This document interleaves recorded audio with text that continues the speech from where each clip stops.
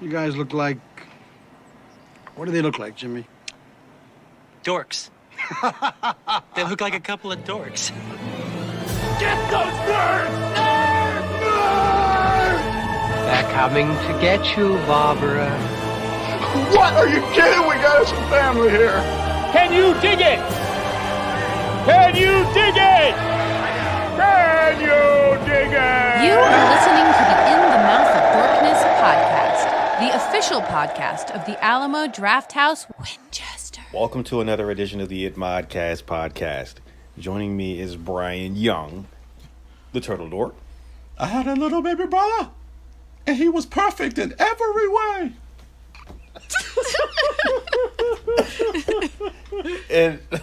and also joining us is Lisa Gullickson, wife Dork. You better midnight train those motherfuckers to the table. Oh. And also joining us is Brad Gullickson, mouth Dork. Hey, Laser Lips, your mama was a snowblower. Yeah. And I'm your host, Darren Smith, the Disco Dork. That kid is a walking corpse. And welcome to another edition of the It Vodcast podcast. Yay, Disco's back! Hey, Disco's back. Yeah. Got the whole game. Johnny back Five together. is alive. 25 is I get alive. that reference. Yeah. Howdy, everybody. How's everyone doing? Doing good, man. How are Excited. you doing? Yeah.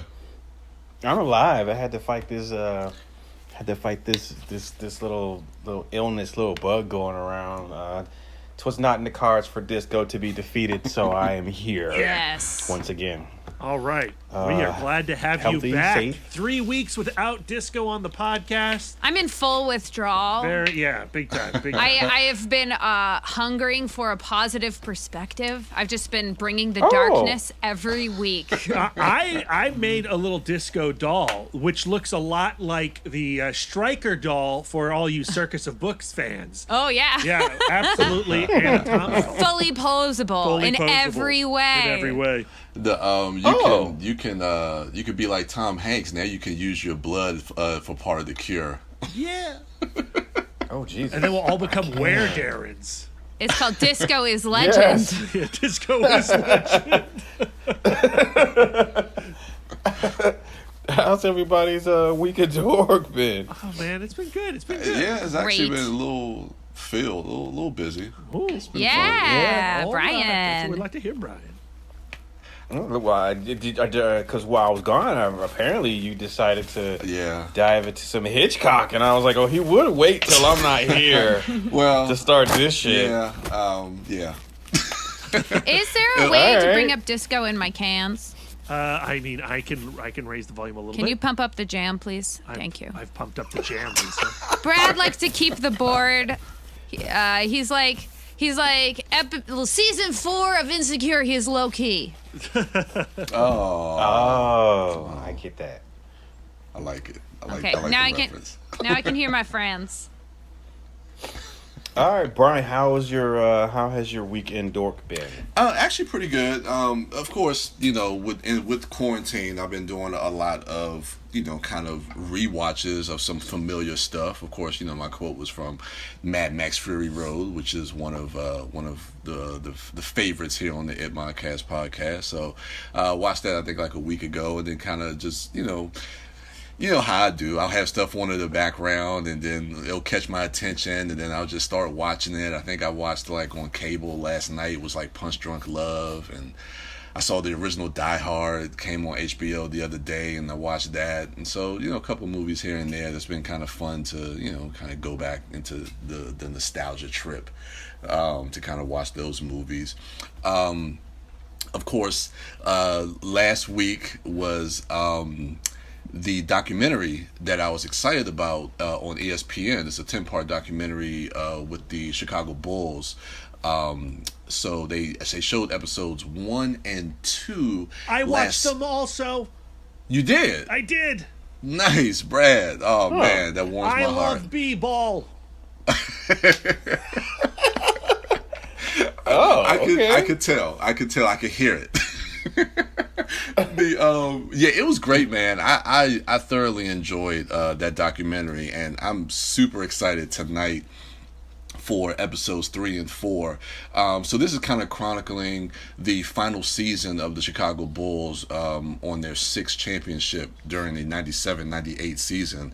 And man, I mean, all this stuff I kind of knew because, I mean, I was deep into basketball in the 90s, and I was a diehard Bulls fan because one of my favorite player of all time is Scottie Pippen. So I definitely loved that second episode, especially to kind of hear a lot more about his backstory and where he came from, and ultimately why he signed that terrible contract. And I definitely understand why he would sign that contract, considering the fact of him wanting to take care of his brothers and sisters, and also knowing that he had his father and one brother that were wheelchair bound as well.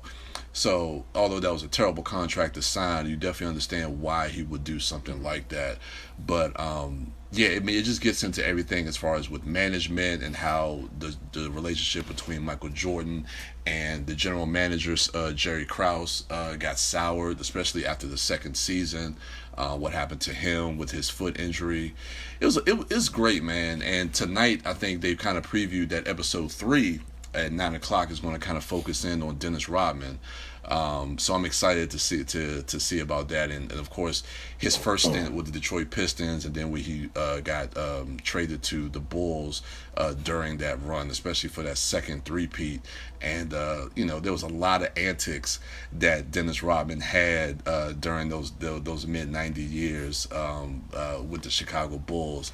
So I'm excited, man. This is right up my alley, and I'm just, I don't know. It's been cool to kind of watch that, and of course with Insecure season 4, Sunday nights are like the nights I look forward to. Like Sunday nights for like the next 4 or 5 weeks are like my night.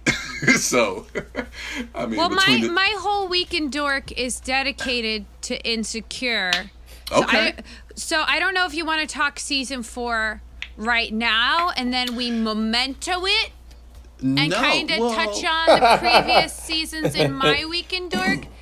However you want to do it. I'll definitely hold, because I mean, I know I'm definitely curious to hear a lot of your thoughts, and I definitely want to kind of talk through some of the stuff that you've seen throughout the last three seasons as well. Talking through is like the perfect way to put it, because I have a lot of feelings, I have a lot of emotional attachments that Really? I feel like I need to like work through. Yeah. Yeah. Okay. No, I'm excited. Well, let me hurry up then. But yeah, those are kind of two of the things that I saw. But then one more thing that I definitely, outside of our review that we're going to talk about with Extraction, there was something else that premiered on Netflix that actually, I guess, appropriately premiered on 420, which was a show called Cooking with Cannabis. It's kind of like Chopped, but with weed. And, who is the host of that? Who is the host? Oh God, what's the guy? Khalees. Khalees is one, which I didn't know she was a chef. And I think she has a cookbook out. But Khalees is one, and the guy's name is Leather Stores. Who is he's a chef and he's a marijuana expert. So wow. It's Leather Stores and Khalees, they host a show, and it's not as rigorous as Chopped is. It's a little bit. Yeah, it's a little bit more laid back. No, they're not high as they cook, but they're using. They're not. Well, they may be. I know the judges, or some of the celebrity judges, I guess if you want to call them that. As the meals went on, of course they would get high, but I just found it fascinating, like the way that they would use. They would use marijuana as an ingredient to cook certain type of foods. And one of the things is like, so they would use certain amounts of THC, they would use certain amounts of CBD, and they would use different strands of it. In what forms are they using the weed? Is it all just the plant, or are you seeing oils? they would infuse it. So I think like Okay. the day before they would infuse different strands, and they would either infuse it into like say like an olive oil or into like any type of ingredient they would want. So they would infuse the marijuana into some of the ingredients that they would use to make their meals. And then they would have to have like a certain dosage. So they, of course, just like with Chopped, they do they do appetizers, they do the main course, and they do the dessert. And so it's very scientific also the way they would use a lot of these dosage. So they would kind of hit people with a certain amount of dosage with THC, and then they would kind of like by the time you get to the dessert, they would hit you with a lot of CBD to kind of mellow you out. So they kind of bring you up and then kind of bring you back down. And then they would have like different themes for each episode. So some episodes would be like, you know, like futuristic type foods. One episode dealt with like, you know, making foods for like, you know, a wedding. And it's a competition, right? Yes, it is a competition, and whoever wins, I think they win like $10,000. But is it an elimination style? I'm sorry. This is meeting two of my passions. One theoretical, because I've never even been offered weed, which hurts my feelings. But then like my passion for Netflix competition shows is like boundless. Yeah. No, it's three competitors throughout the entire duration of the show. Oh, wow. But just like with Chopped, they would judge each round. So they judge like the appetizer, the main course, and the dessert round, and then they would choose a winner, kind of the same way they do with Chopped. Okay. And yeah, so. And it's also just the consistency of the dosage of how they use the THC and the CBD.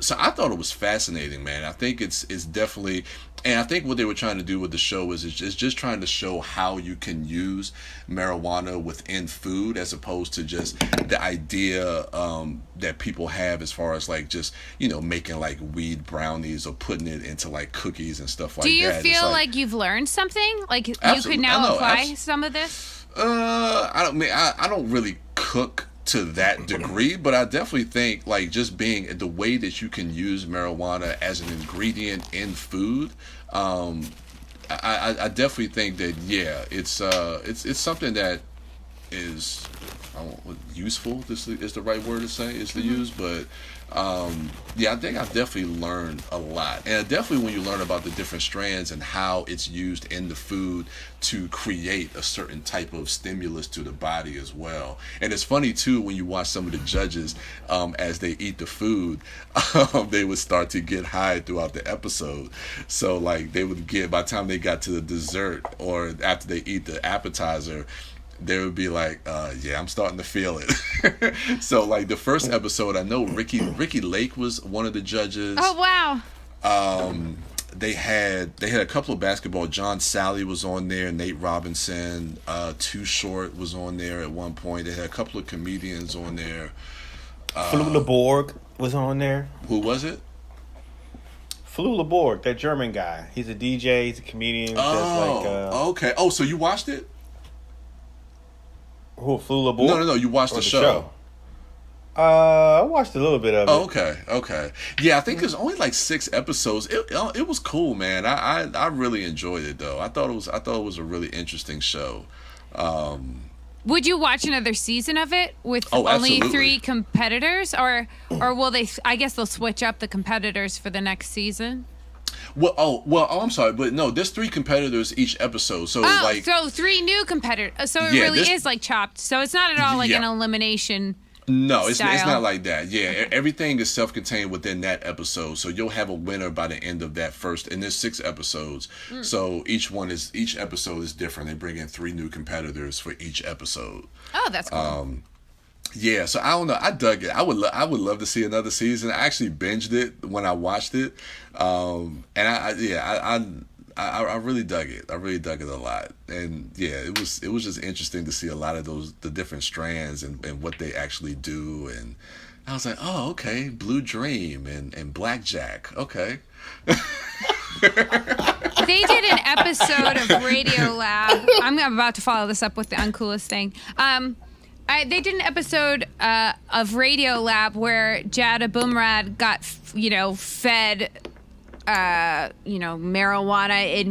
marijuana infused meal by a quote unquote expert, and he had literally the most wonderful time. He felt the exact right level of high. They made like Cheez-Its, and she made like other things. It's been a while since I listened to it, but then on the way home, he had one of the most terrifying and paranoid taxi rides of his life. Yeah. And so like a lot of the danger, but this was like years ago, and with more and more places legalizing recreational marijuana use, I'm sure that the art of infusing marijuana into meals has grown exponentially. Oh yeah. But the whole idea of like everything I've learned from pop culture about edibles is that it's hard you don't know when it's going to hit you based on the speed of your digestion and just how everybody's chemically a little bit different. So I mean, I wonder if those judges, when they get home, are just like clutching their hearts with terror. But then you say that they're doing this kind of CBD down at the end. So yeah, and I think that's the way that they like to. I mean, because as a chef, like they have to know, especially as a chef that is that's infusing foods with marijuana. They have to understand that you want to make sure everybody gets home safe. Because I remember one episode. Because I looked at the milligrams, and I was like, man, that's a lot. But then I was like, okay, that makes sense. Because I think for their dessert round, one of the contestants, they infused it. I think they had like 2 or 3 milligrams of THC, but they hit them with 60 milligrams of CBD. And I was like, God damn, 60 milligrams. But I was like, oh, okay, that makes sense, especially if you hit them high with the THC and like the in the main course and the appetizer. Then you want to put more CBD in the dessert so that they can at least drive home. That seems like a huge responsibility for a chef. Like, not only does it have to taste good, but you're really giving them like a whole body experience. Really? That chemically you do not want to screw up. Because the last thing you want to do is give someone a bad experience. Yeah. But they have a lot of these marijuana infused restaurants like around the country, especially in a lot of the states where it's legal. I know Illinois has there's a few restaurants there. Of course, in Colorado and California, there's a lot of marijuana infused restaurants that they have. That sounds really fun. Yeah. So I believe that's it for this week for me. All right. No, hold on. Vertigo, Brian? It's in the DVD player. It's in the Blu-ray player. It's in the player. What have you done today? He was trying to pass that shit off to Lisa real smooth. I guess that's gonna do it for me this week. All right, Lisa. How was your weekend, Dork? No, Insecure. How about that? I got you, Brad. I got you. Oh man. He's just been digesting it. Like he had a great week of hitting up the Hitchcock. Now he's got to wind down. Hold on, my friends. Let's look at Brian's letterbox this week, shall we? I know. Oh, but like I was saying, Brad, a lot of stuff was just I had it on the background, and then it caught my attention. So I said, let me just go ahead. You had Die Hard on the background. Die Hard comes up. That's a movie you cannot turn away, right? You have to watch Die Hard. Die Hard's on. You gotta watch Die Hard. It's one of the all-time great American cinematic experiences. But then somehow the next movie that just pops on is Live Free or Die Hard. Well, Brian. See what happened was, like when I go to sleep at night, I like to put a movie on to fall asleep to, and I've been having a little trouble sleeping, so I just put, after watching Die Hard, old Lynn Wiseman. I put Live Free or Die Hard on to fall asleep to, and I just was up and I finished it.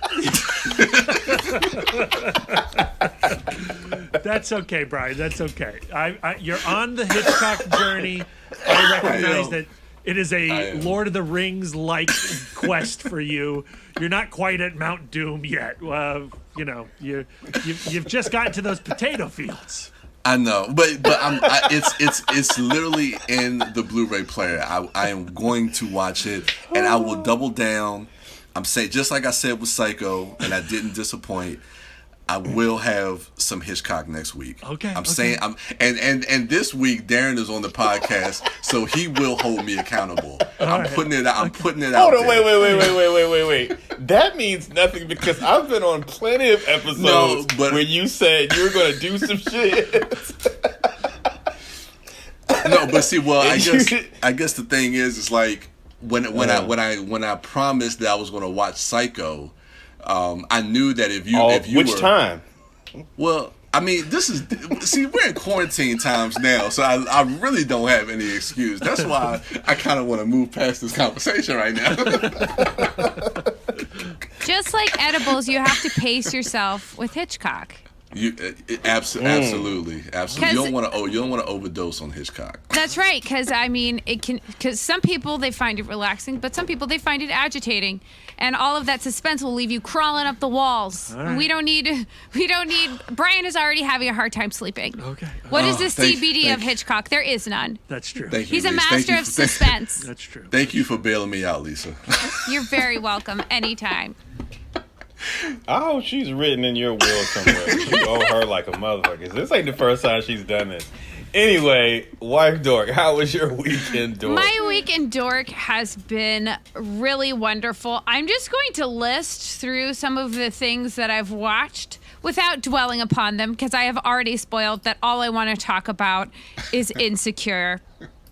Yeah. So right after talking to you, Brian, and Brad, after our last episode, Brad and I watched a documentary called It Started as a Joke about Eugene Merman and his, I think, Burbank-based comedy festival. And it was really good. Really like sad. Bronx. Maybe. Oh, yeah, that makes more sense. Yeah, I'm so sorry. He's a New York York comedian. Or Brooklyn or something. Yeah. So, and it was a really beautiful doc, but have the tissues ready. I watched for the first time Short Circuit 1 and 2. Oh, yeah, you did. Yay! I thought they were fine. Oh.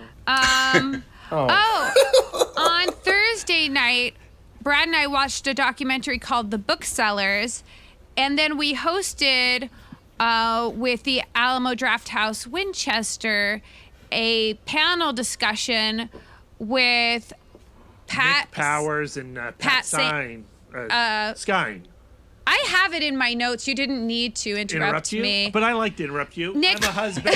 Pat Sane of Blue Plate Books and Nick Powers, the curator of the Museum of Shenandoah Valley.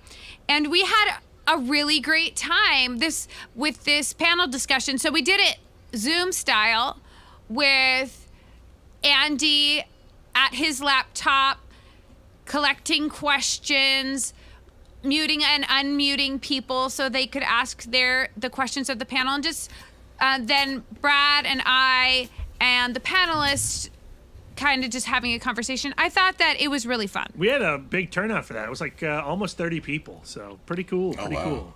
And even though we didn't have any filmmakers on the panel, we had since the documentary is about booksellers of antique books. Is it though? Yeah. Is that documentary about that? I think mostly it's about that. I think mostly it's about that. So mostly we talked about the value of books in our lives, what it's like to be a collector. We got to talk a little bit with Nick about the restoration side. And it was just a really great discussion. So make sure that you guys are keeping up with us on the Facebook Still Awesome page and keeping up with all things Alamo Winchester. Yeah. I also watched Extraction, which we'll talk about. And we watched the documentary on Netflix, Circus of Books, that I really enjoyed. That was great. And I watched the rest of Insecure. Yeah. So did Nice. Yes. So I know exactly where we stopped off when Brian was talking about Insecure from his Week in Dork, because right after our conversation, I went right back to the Insecure, and I was on season 2, episode 14, entitled Hella Blows, and the girls were talking about how when you're in a sexual relationship, that blowjobs are generally considered standard. And Issa was shocked at this idea that that blowjobs come with like the basic package. So she decided to surprise Daniel by giving him a really wonderful and enthusiastic blowjob. But then that experience had a twist ending that she did not anticipate.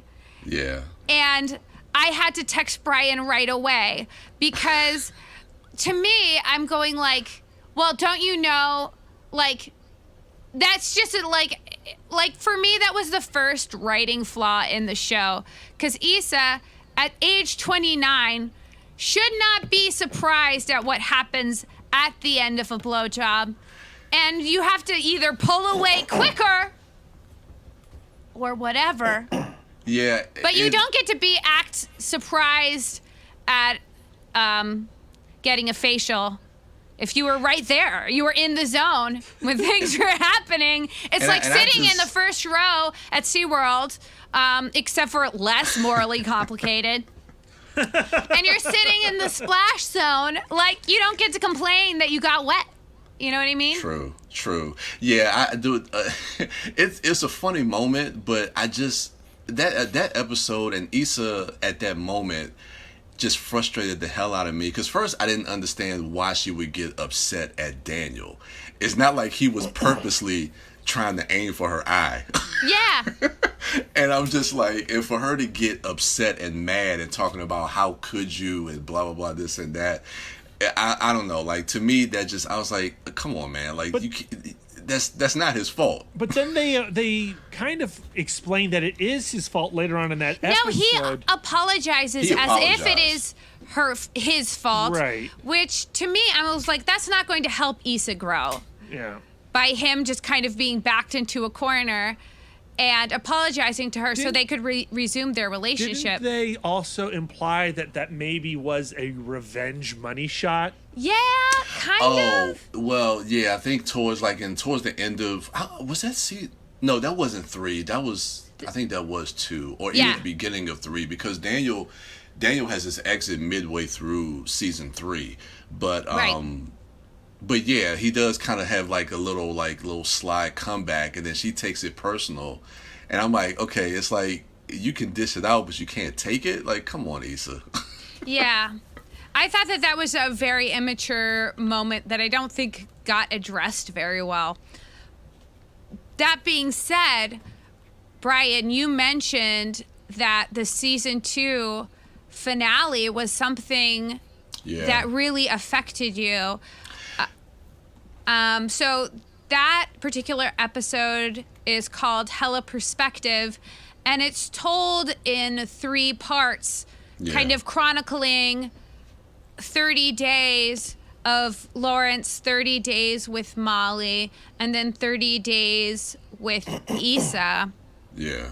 And the climax is Lawrence and Issa finally get to have the heart-to-heart that Lawrence had been avoiding. In this episode, Issa's pouring a lot of her energy into, she has what she refers to as like a hotation of men that she's sleeping with, all of the while entertaining in the back of her mind that ultimately she and Lawrence are going to get back together. Yeah. I like that episode. First, I like the way it was framed by showing it from three different perspectives. Of course, with Lawrence and the girl at his job that he was dating, Aparna, and and then everything with Molly, and then with Issa, and how it all culminates to them meeting back up at the apartment before she moves out. And really, it's just that conversation that they have and how they're able to kind of finally get some type of closure with everything that has happened throughout the course of their breakup. And I think that I love the way that both Issa and Jay Ellis as Lawrence acted in that scene. I thought it was very well written. I thought it was definitely an honest portrayal, because it's something that I definitely can relate to, and especially coming from the perspective of where Lawrence was at his life and why he felt he was trying to own up to his faults in the relationship, but also Issa also admitting what she felt like she could have done better in the relationship to make it work. And I also love, and they do that throughout the seasons, like when you kind of go inside of Issa's head and like the moment where, she thinks that he's proposing to her, and you kind of go through their life, or what she would presume their life would be together if things were different. And I just thought it was just a really heartfelt way to kind of bring closure to their relationship. Yeah, to me, it really... I was really proud of Lawrence in that moment, of his being able to accept responsibility for the idea that he was taking Issa for granted, and that he was dealing with all of this emotional turmoil following the disappointment of him coming out of college and not really falling into a career space that he was proud of. Yeah. And he had just gotten to a point where he had kind of quit on himself, and he fell into what they don't explicitly say, but he falls into a depression where he was giving himself like a lot of negative self-talk. He was staying on the couch. He wasn't taking care of himself, and he didn't have any emotional capacity to take care of Issa. And and like she had felt like their relationship had kind of stalled out. And I can see that happening to a lot of young people. And there are times in my life where like there are elements of my life where I go like, I look around and I go, what is the next step from this? And we go all the way through school going like, okay, I graduated from high school and then I got into college. And then from college, I went through every year of college till I finally graduated. And then I went to graduate school. And then you come out of graduate school and it's kind of like you have always been in a lane, and then all of a sudden you find yourself in like this open pool, and all you do is flounder, and Issa is dealing with the same. So like, and we tend to see our relationships in that same way, like going like this is a trajectory, and then we have a destination. And so that's really what Insecure is about, is that launch into adulthood and going like, oh, well, now I'm an adult, but I don't know how anything works, and nobody knows how to tell me to be my best me. And so like all of these characters are bless you. All of these characters are dealing with this insecurity in their lives, so Issa didn't know how to process their relationship when it was just in this neutral place, where it was just in this open pool, where she goes like, oh, well, we've been together for 5 years. If I stayed in this lane with the expectation of we would be married, we would be having our first child, and so on and so forth. So I feel like a lot of people can relate to that episode. I definitely find myself where Issa at this point is working at an after school We got y'all. And Yeah. it's something that is adjacent to her passion. She definitely she likes to work for the community. She likes to see improvement. She likes to see growth. But at the same time, at the place she's working, it's very small. And at first, she didn't really understand what she was doing there until she started working with Frida, and she started seeing some growth in that area. But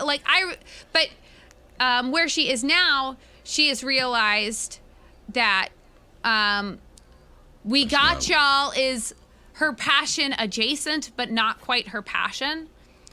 Yeah.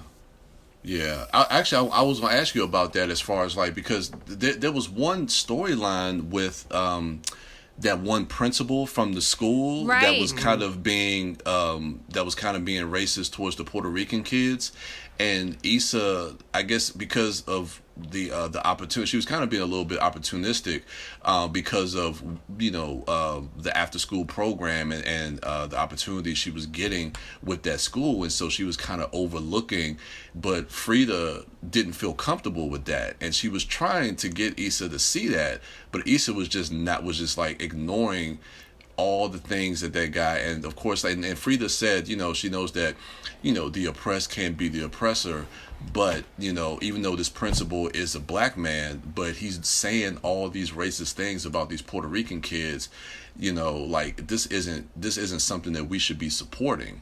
And I think that was a turning point for Issa, for her to open her eyes as well.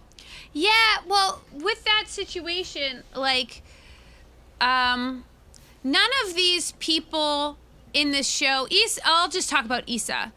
She doesn't know how to ask for help. Yeah. And I think, this was her first time really being in charge of a project. And Frida was okay with deferring to her on the subject of racism because Frida is a white lady. Yeah. And so she deferred to her. And then, but I think the proper thing for Issa to do would be to give Joanne the heads up. This is the issue that we're having at this school. But I think that she did mishandle it. But then I felt betrayed by Frida when it finally comes out in a meeting that, Joanne goes how come all of the Latino kids are meeting at our building on the weekends? Yeah. And Issa kind of says, the principal seems to have an issue with Latino kids. And then Joanne freaks out and goes well, now you're exposing us to being sued. And then Frida goes that's what I thought. Frida sides with Joanne. And then Frida ends up getting the promotion. And Issa decides to go with no hard feelings. And Issa's also pulled out of the field. Yeah, Issa's pulled out of the field. And she was up for that promotion. Yeah. And she was angling for that promotion. And it was the first time she felt really engaged with her job. And she was getting very excited about her job. Exactly. And so that was a heartbreak. But I thought it was a little shitty of Frida to not kind of stay out. Yeah, hang back. She didn't have to side with Joanne. But I think that it was also necessary for Issa to go now that she's kind of stalled out at We Got Y'all, because she has to start from zero again. She goes well, do I want to do that climb again? Do I want to grovel to Joanne, who, though well-intentioned, is a little bit misguided in the ways that she handles minority issues and is a little tone deaf when it comes to constructive criticism. When we talk about that scene is so funny when she's having a meeting about updating the logo, and having her employees point out, like, well, it does look like a big white hand cradling a bunch of black people. Like, that doesn't look good, you know? So we're learning a little bit about Joanne's limitations. She's like, it can't be racist. That's my hand. It's my hand. Yeah, it's so funny. Yeah. So that's the end of season 2. We also have the issue with with Molly and Dro. Yeah. which is challenging to me. So Dro is a friend of Molly's, and they've been friends since they were children. And Dro does seem like the kind of person Molly wants to be with, because Dro has been there the whole time. He sees how hard she's worked to get where she is as a lawyer. He respects her. They have the same sense of humor. She feels like she doesn't have to be guarded with him. But Dro is married. And he is in an open relationship with his wife. And so Molly begins sleeping with him with the idea that they can keep it casual, but then it just becomes complicated for her. And she keeps going back to him, despite the fact that it is affecting her in other areas of her life. It's affecting her self-esteem. It's affecting her relationships with her friends, because she feels a certain amount of shame about what she's doing.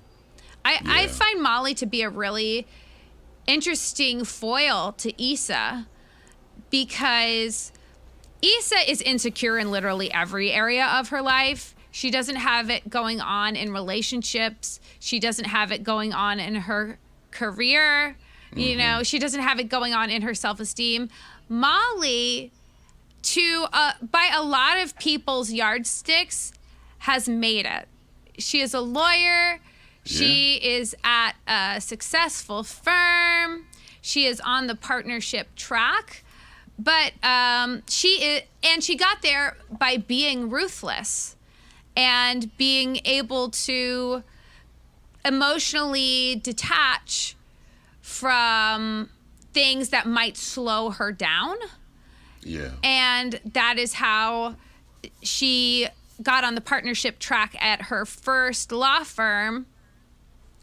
And then when she finds out that she accidentally sees the pay stub of one of her white male colleagues, and she sees that he's making so much more money than her. She takes the opportunity to jump ship and work for an all-black law firm. But she's found herself back at the beginning again of having to find her way back onto the partnership track. Meanwhile, she is kind of churning through relationships, finding reasons why she can't be with people and then emotionally detaching with them. The prime example from season 2 would be Jared, who... Oh yeah, Jared. Yeah, I like how that comes back in the season finale when they have the cemetery's Last Dragon screening. Yeah, well, because she toyed with Jared for a while, first rejecting him because he did not go to college, and then because he worked at Enterprise. Yeah. And then ultimately rejecting him because he had sexual relations with men. And now she goes like, well, you know what they say, bye now, gay later. And so she detached from a guy that she really liked, and she's just kind of been churning through men. And Issa doesn't really understand that this is the ugly side of Molly's ruthlessness. And what has been, and Issa doesn't understand that is something that has served Molly, and so like she doesn't really relate when like Molly says, I had to drop this guy for this reason or that reason. Issa's like, well, why couldn't you try just being nice? Why can't you try just emotionally engaging? Like, that's an area where they really just don't relate. It's so interesting though, because just like fast forwarding to, because you caught up on season 4 where they are now. I'm all the way caught up. So it's interesting because it's almost like a mirror reflection, because looking at where Molly is now with Andrew, and then the way that the last episode ended, because Issa, like when they're like doing the hike and Issa's talking about, oh, she had to let go of TSA Bay and the camera stays on Molly. I think that's like a reflection where Molly kind of sees who she was in Issa. Because now Issa is kind of the one that's in her place, where she's more professionally driven, but she's kind of like going back and forth with dudes, and then Molly is kind of like on the cusp of like really liking this guy Andrew, and I don't know, it just feels like now I like where Molly is, because before Molly was always a character that frustrated me because I just really didn't see any growth, because she kept going through men and she kept going through the same things. But now in this season, you can start to see that there's some growth in Molly. And I think a lot of that is due to her relationship that she's currently having now with Andrew. I think a part of that is because she's actually getting some distance from Issa. Because, like, their pattern of their relationship is that Molly would keep coming to Issa with her issues with relationships. Then Issa would tell her something about herself that hurts her feelings, like the time that Molly went to Issa's work event that she was throwing, and Issa goes like, maybe you should try some therapy to deal with your relationship issues. And Molly then doesn't talk to her for a week. They ruin Kelly's birthday, and then they make up and Molly makes the change. Like, that's their pattern. Like, Molly keeps exhausting Issa with her problems. Issa then hurts her feelings, and then Molly doesn't talk to her, and then Molly makes a change. And she's found, now Issa has this new friend in, what's her name, Condola? Well, yeah, the new girl that that Lawrence is dating, Condola, right. Yeah, so she has this new friend, Condola, and Issa has not been emotionally available to her. And so Molly goes like, oh, I've got to deal with my own shit now. Like, I've got to call, like, you know, Andrew reaches out to her to apologize. She feels ready to accept the apology, and she doesn't even go through Issa. Yeah, because you can see that that relationship is starting to kind of, you know, and I think that's what they're going to kind of explore a lot more in this season. But it's interesting. It is interesting, and it is also heartbreaking, because it is. I love to see these two together. Me too. And I like. So here's where I'm at with Insecure. Like, I love these characters. I'm completely emotionally invested. But, like, is this one of... I would love... So we did have one character from season 3, Nathan. Yeah. That's right. And Nathan... So she met... I can't remember how she originally met Nathan. As her Uber. She's a Lyft driver. Lyft driver, and he defends her honor in the back of a Lyft. And then they meet up later by chance. And then they have this real whirlwind relationship where they're taking some real... They're being very vulnerable with each other. They're taking some real physical and emotional risks. And Nathan, within a couple of hangs, is telling Issa, like, I have feelings for you. And it's filling Issa's cup. Like, she's felt so drained by her hotation, and finally she's feeling some real love, and her self-esteem is beginning to return from this male attention, and then he ghosts on her. Yeah. And ghosted. And she has, and that season 3 ends with her alone in the apartment, finally setting up house and finally going like, I have to accept that I'm going to be here alone. And he tries to come back to apologize for ghosting, and the reasons he tells her that he disappeared was that he was having some emotional struggles, and that sometimes he has dark periods where he has to return home. And Issa was really not receptive. She wasn't. And I'm not saying that she necessarily needed to take Nathan back, but like where we look at her pattern with Lawrence, like Lawrence went into this emotional spiral that could very well have been a depression. I think it was a depression. And she, and I think it's the same. Yeah, I think it's the same thing. But this is different because they weren't really in a full-on relationship, and he did ghost on her. And I do think that it was like, I wish she had been like, hey, I hear you.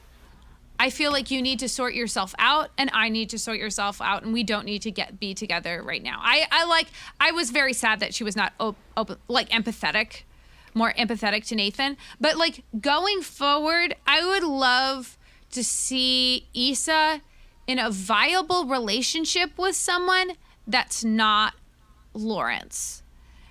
Yeah.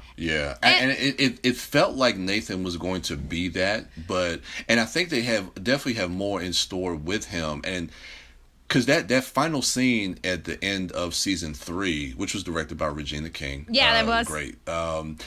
That the way he portrayed that, you could definitely tell that he's dealing with some type of either mental illness or depression, PTSD or something. But not saying that that's an excuse for him ghosting, but I think you're right. I think maybe Issa should have been a little bit more receptive to that, but still kind of stood her ground as far as like where she feels like she needs to be at in her life. But you're right. I would like to see that outside of Lawrence, and I thought Nathan could have been that for her, and maybe he still can be. I'm not sure. Here's the issue with Nathan, and what I saw as a red flag is that Nathan moved way too quickly, and I realize that sometimes that's how relationships start, and you catch feelings early, but like. But when somebody tells you after you've been dating for 1 or 2 weeks, I have feelings for you, like to me as a grown woman, I go like, well, that sounds to me like poor judgment.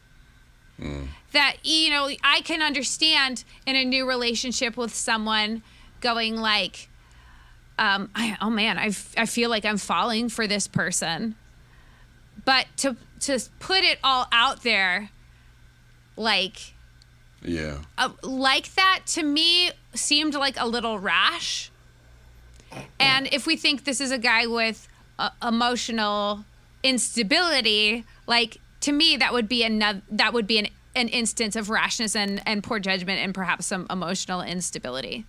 But the reason I'd like to see Issa in a viable relationship with Lawrence is where you were talking about like somebody besides Lawrence. Like we talk about how Molly, it took a little while to feel like Molly was like growing as a person. To me, like I don't want to feel like if the show is going towards Issa and Lawrence are eventually going to be together, I don't want to feel like Issa is just treading water until she gets back.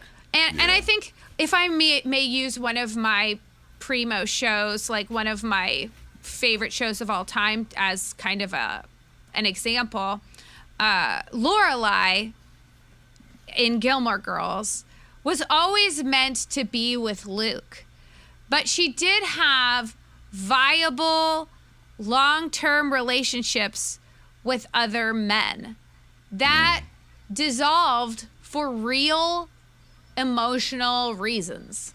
Like she had Max Medina, Rory's English teacher. They had kind of a whirlwind relationship, and they went as far as starting to plan a wedding. But then Lorelai eventually she got cold feet suddenly, and then she couldn't rectify calling off the wedding. Like, he couldn't forgive her for calling off the wedding. Then there was Jason, who was a lawyer, but then who ended up partnering with her dad.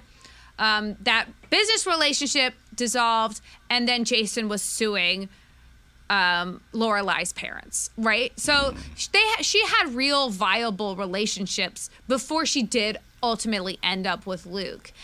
Yeah. So I would love to see especially now that oh, and then there's one other thing that I would like to be addressed, and then I'll stop talking. I promise. I feel the clock ticking, but I have so much to say.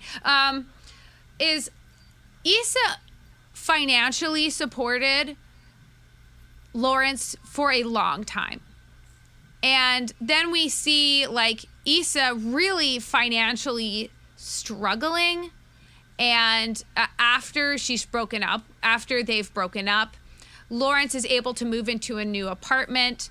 She ends up bumming on Daniel's couch, which is more poor judgment. And then she eventually ends up having to be a building manager so that she can pay a $750 rent in a pretty trashy apartment complex. And meanwhile, Lawrence is just living his life. And I understand that they are now breaking up. They were in a committed relationship, and she was the one making money. And so she supported him, and now they are no longer together. But I still feel like when she was financially struggling, I can't help but feel that that Lawrence could help. You know, yeah. I know it's kind of like, I don't know. I can't, if Lawrence is going to move on, I think that it would be very hard for him to find a girlfriend if he's financially supporting his ex. But at the same time, I don't know. That's your third sibling coming in. You want fairness. I just don't feel like she supported him, and now you want him to support her. Yeah. To me, I don't know, because I luckily I never had an adult relationship where we were living together and, Hi, how are you doing? Until Brad. So, but I think that if Brad and my relationship dissolved, I don't think either of us would let the other one be, destitute. It depends on how it goes down, Lisa. If I sleep with Daniel, the beautiful your ass is in rapper, the curb. I don't know. I just don't understand how Lawrence can be okay with Issa financially struggling after she supported him. There's a lot going on in those years. I don't know. Yeah. I mean, not a lot of time has passed by, but I think they've just gotten to the point where their relationship has ended, that they're both just living their separate lives, and they don't really know what each other is doing at the moment. Or I guess he's not really I sound privy. Crazy. I'm just saying, she cheated on him. She did. And, he broke down, and that gave him it recontextualized his life, and it got him to finally pull himself together in some form, and it set him down a new path. Right. And to me, that's like the dividing moment. And clearly the show doesn't want to do that. The show wants to show both of their paths, and I am wondering if the path is going to come back, and that's how this series ends. I don't know, and I don't know if I necessarily want that. If this was real, if this was reality, he doesn't owe her anything, and she doesn't owe him anything. You're probably right, but it just makes me sad. I don't know. You're probably right. I just I think it is a sibling thing where I just go well, that's not fair. Fair is fair. Life ain't fair, Lisa. When she was, I know. We're all quarantining right now. Life ain't fair. Oh man. Okay, I guess that was my weekend dork. That was so fucking long. No. Jesus. I know. That's I feel partly to blame for that. I'm sorry. No. I love talking about this show. And I'm Really? sure so we're on to season 4.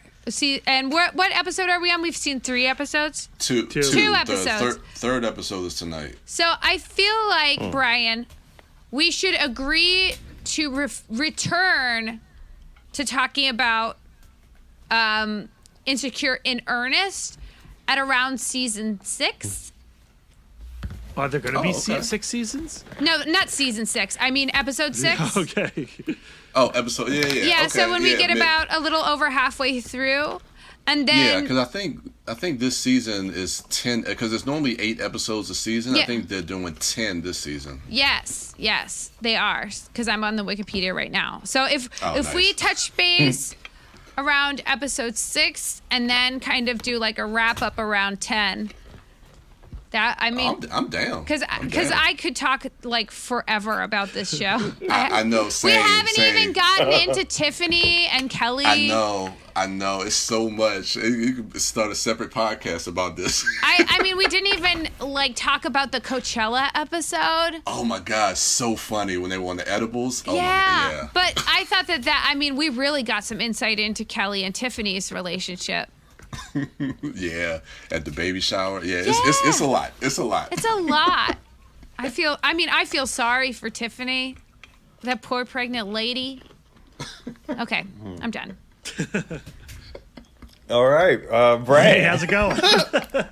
Hey. Well, the nice thing is How's Lisa and I are, self-quarantining together, self-isolating together. So I watched all the same things Lisa did. Lisa did not mention that she also finally watched Casino for the first time. Oh, I did on Saturday. It was okay. Oh, wow. And she liked it okay. What I would say about my rewatch of Casino was that it reaffirmed my belief that The Irishman is the better film. And like, I think The Irishman is like the final statement of that Scorsese's final statement on his infatuation with the gangster lifestyle. I really liked Casino. I of course love Goodfellas. I'm a big Mean Streets fan, but The Irishman to me is like everything he's been building to. And so yeah, The Irishman. And then the only other thing I'd really want to talk about real quick is I'm gonna keep on that train of the Clone Wars. Not enough people are watching it. I know people are going like, it's too late. It's season 7 and there's only 2 episodes left. Guys, you've got Disney Plus. You're waiting for The Mandalorian. You need to just jump on Clone Wars, blitz through Clone Wars, get to season 7. It's amazing. This last episode is probably my favorite episode of the entire season. It's the second episode as part of the Siege of Mandalore. Ahsoka Tano and Darth Maul, or actually Lord Maul, come face to face for the first time and the final time, maybe. What I love about this is the last episode took us right up to the timeline of Revenge of the Sith. And when Ahsoka Tano goes to Mandalore with her Mandalorian rebels to free the planet from Maul's Mandalorians and his tribe of rebels, that is the very beginning of Revenge of the Sith. Anakin and Obi-Wan are going to rescue the Chancellor from General Grievous, from General Grievous and Count Dooku. Now, episode 2 starts, and what's happened is the first 10 minutes of Revenge of the Sith, and Anakin Skywalker has just severed the head of Count Dooku and is now spying on the Chancellor for the Jedi Council. And Order 66 is about to happen, right? And Maul, he is cursed with visions of the future, and he knows that the Emperor is about to take over, or not the Emperor, but he knows that the Chancellor is about to become the Emperor and the Empire is going to rise. And so he wants Ahsoka to join him so that they can have their own little tiny community against the Empire. And of course, Ahsoka can't listen to him because he's an evil, murdering monster. But she also hears the truth in his words, that something is going down that the Jedi have been blinded to for the last 10 years during the Clone Wars. And then you have this the episode climaxes with this fantastic lightsaber duel between Tano and Darth Maul, which looks unlike any other Clone Wars lightsaber duel that has occurred over the last 7 seasons. And the reason that is because it was done with motion capture, and they put Ray Park in a motion capture suit to be the Darth Maul character, and they hired the Mandalorian stuntwoman, the Fast and the Furious stuntwoman, Lauren Mary Kim, to do the motion capture for Ahsoka Tano. And this lightsaber duel is just unreal. It is gorgeous, beautiful, and utterly intense. And I don't want to spoil how that lightsaber duel ends and where the next episode's going to go, but clearly Order 66 is going to be the next episode, and Ahsoka is going to have her clone troopers on Mandalore turn against her. And where does Rex fall into that? Like, there has been hints in the previous season that some clones have a chip in them, have a little device that has a timer and will turn them crazy. And they addressed that in the 6th season of the Clones with one character, but maybe all the clones have this. In fact, we all know that the clones have this, and that the Emperor is going to turn a switch, and these clones are going to turn on their Jedi commanders. So it's a really intense and interesting development or point of view on the series. And because we all know where the series is going, it adds this doom and gloom to the show and to every single event. It's what I've been talking about with Clone Wars, and what makes it so special is we know that the Empire is going to take over and rule basically until Rey Skywalker takes down the Emperor, or that version of the Emperor, in Rise of Skywalker. So, I don't know. Like, I'm just loving everything that Dave Filoni is doing, and I just recommend everyone go watch the Clone Wars. And if you just want a little taste, hell, go ahead and watch this last season. I don't think it's as powerful as if you had watched every single episode and you really know who Ahsoka Tano is and who Captain Rex is. But this 7th season is like a movie unto itself. It's 3 story arcs, 4 episodes, 4 episodes, 4 episodes. And we got 2 left, and unless they really drop the ball in these last 2 seasons, this season of Clone Wars is going to go down as my all-time favorite Star Wars anything. Wow. Damn. I don't know. Just hearing you talk about it gets me excited to see it, and it also just makes me rethink Revenge of the Sith all differently now. I mean, it does make you rethink all the prequels, I would say. But, I mean, Lisa and I have also recently rewatched the prequels, and they don't get better, okay? So, even with the Clone Wars knowledge, they make the plotting and maybe the events of those prequels more interesting, but those prequels are what they are, and... A Wikipedia brush up would be enough. Right, yeah. We've tried on multiple occasions, I think twice, 2 years in a row, we've tried to do a Star Wars complete rewatch, but we've always made the mistake of starting with the prequels, and then we just stall out. Yeah, it's rough. It's rough. And because the Clone Wars, the first couple of seasons do have a lot of have a lot of misses amongst its few hits. And season 2 is definitely better, but the show doesn't really take off until season 3. It's like next gen that way. But by the time you get to 5, season 5 and season 7 of Clone Wars is just phenomenal. And season 6 is weird because it's like the lost season where they were only able to do little bursts of narrative. So it feels very odd. It doesn't feel like a proper season of television.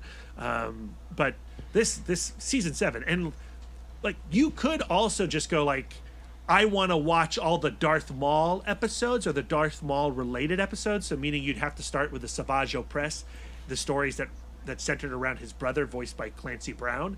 So if you start with the Savage Opress episodes, they'll take you right into the discovery that Darth Maul is alive.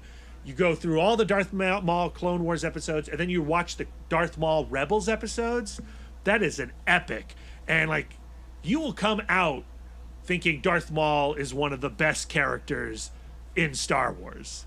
And by the time I get done with 7, my 2 favorite Star Wars characters, period, are Ahsoka Tano Darth Maul, and maybe Captain Rex as well. So that's my week in Dork. Man, I must have really talked a long time. I mean, we're at an hour and 10 minutes, Lisa. You and Brian are very passionate about Insecure. I love Insecure. Yeah. I'm having a good time with it. I don't have a lot to say about Extraction, so this is good. Okay, cool. I'll button it up for Extraction. The Extraction talk. We'll see. You don't have to button it up. I'm not telling you to be quiet. I'm glad you and Brian had your conversation. It was fun. It was good to listen to. Yeah. Darren, how was your week in Dork? Yes. It was okay. What did I see? I watched Extraction as well. I watched Lisa. Have you seen Middleditch and Schwartz? Yes. Is it not worth talking about? God. Should I not watch it? Brad and I watched the first episode, and I have not laughed so hard in a long time. I was going to use that as my what am I looking forward to, because I'm really going to try. I think they have 3 episodes up now. 3. I'm really going to try not to binge it, because I really want to cherish it, because I loved that first episode fully and completely. Right. So I'm gonna check the rest of it out. I watched the first 5 or 10 minutes when they were talking to the guy about the wedding, the wedding guests or whatever. So I watched a little bit of that, but I had to cut it off because I had some stuff to do. But I meant to ask you, should I watch that? There's nothing else like it. Brad and I had actually seen Middleditch and Schwartz at the Sixth and I in Washington, D.C., a cool venue / synagogue. I've gone to a couple shows there, and it's always a blast. But we got, it's one of those where it's first come, first serve seats. And so we got the worst seats.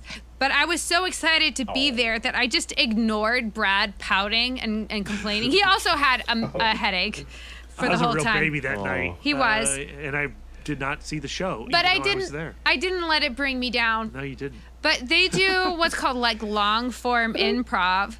So they get some clues from the audience, and then they make on the spot a little short movie where they play all of the characters, just no props or anything, just 2 chairs, 1 stage, and they tell a complete story based on the clues from the audience, and it's like a magic trick. How good this is not like a what was that show from Comedy Central? I don't know.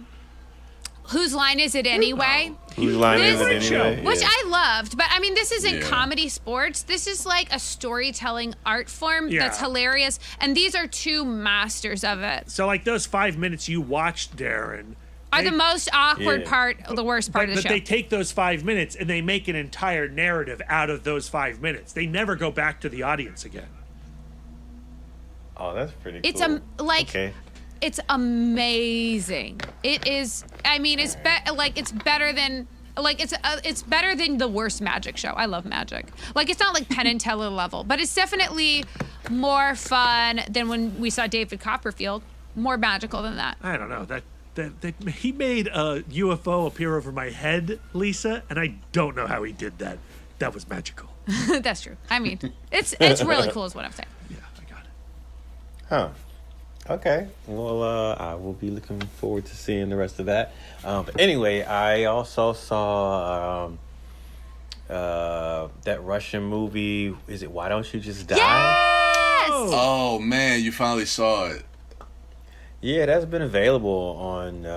I saw that maybe 2 weeks ago. Oh, okay. What'd you think? It gave him coronavirus. Is that where you got it? I found I think so. So I saw that before I got sick. That explains it. I saw that. I enjoyed that.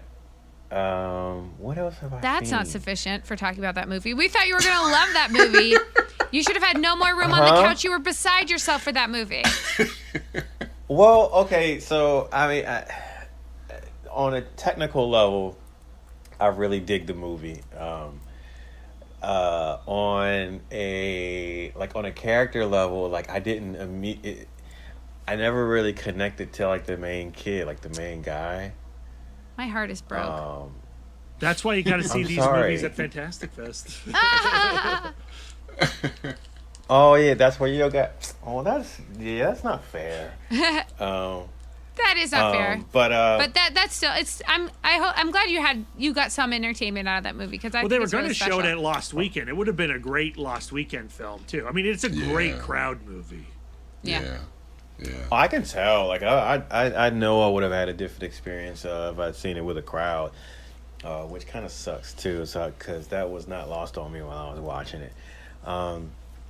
But I mean, it's okay. I didn't dislike it. I didn't have a bad time with it, so I'm not complaining. I did see that. I watched. What else has Netflix just put out recently? I think that's. I think really that's about it. Oh, there's a. What is that show? With there's these kids, there's these teenagers. I can't remember it. I don't know. Like there's just this new series that's out with these kids that I started. Is it on Netflix? Yeah. The Outer Banks. Yes. Yeah. The Outer Banks. I tried to start that, but I couldn't really get into that. So yeah, a lot of people have been talking about that, but I haven't really I haven't dived into that one. I saw the trailer for it, but it didn't really look appealing to me. But a lot of people have been really, because it's, I think, you know how they do their top 10 on Netflix? I think it's like number 3 on Netflix right it's now. high. Yeah. But what is great and what I am able to get into is Tales from the Loop on Amazon. Oh yeah. That show was great. I don't want to spoil anything about it. And as a matter of fact, I think I'm only on like the second or the third one. Oh no, my little sorry, my whatchamacallit, my headset came out. Anyway, the direction of the show, like the mystery of it, the performance of the show, of all the characters in it, everything's like really solid. Like everything is really solid. Like I love the look of the show is different. I'm trying to remember the name of the artist who painted the. Yeah, it's Simon something. Yeah, I like how the show took inspiration from his art and it spins out these tales and these particular stories.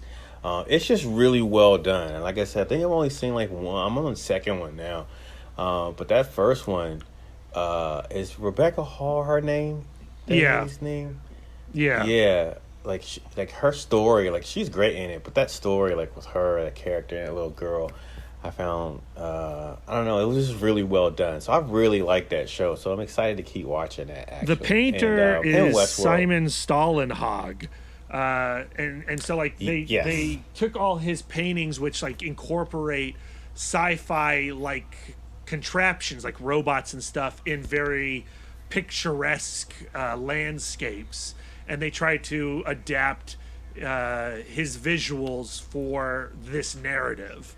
And it's got a bunch of awesome directors on it. Mark Romanek does the pilot, along with the cinematographer Jeff Cronenworth, who shot like Gone Girl and all of Fincher's movies. And Jodie Foster has directed an episode. I actually interviewed Jeff Cronenworth for this film for Film School Rejects.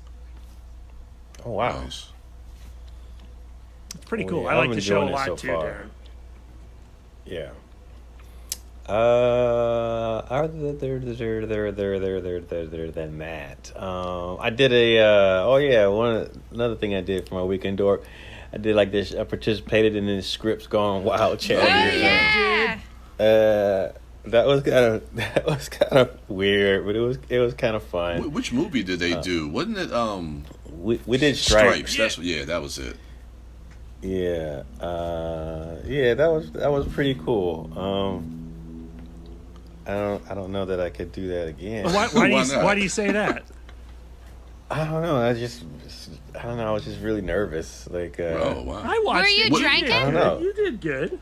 Were you drinking during it? Oh yeah, that was another thing. Yeah, that was a drinking game. It was like a drinking game too, which that part doesn't really bother me. It's just I don't know, like if Like there were famous people like there, and Yeah, Clark Wolf. And, like, real- Oh man, I Clark know Wolf. Clark Wolf. who's Clark Wolf? Because she was there, but I don't. She's I don't like know. a YouTuber. She's DC Daily. She was on Collider. Yeah, Oh. I love Clark Wolf, man. She's awesome. Okay, well I did a script reading thing. Yeah, with she's her. an actress. was She's there. in Satanic Panic. The Red Skull was there, dude. Yep. Yeah, Ross Marquand. Super cool. It was really cool. It's a thing that really they cool. do at Fantastic Fest, and like it's something I've always Yeah. avoided because it is a drinking game. But I feel like while everybody's quarantined in their house, it's really easy.